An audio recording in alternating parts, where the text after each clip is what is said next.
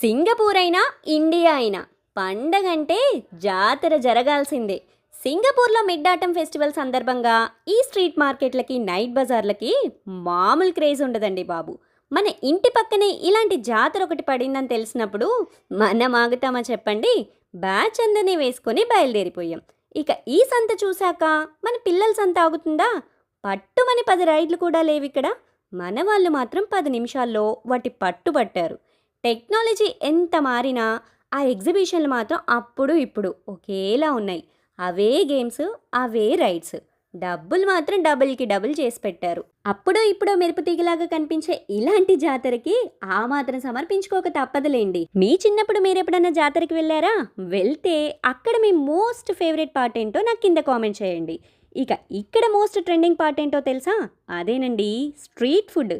మరి ఆ video miss అవ్వద్దంటే ముందు సబ్స్క్రైబ్ కొట్టవో.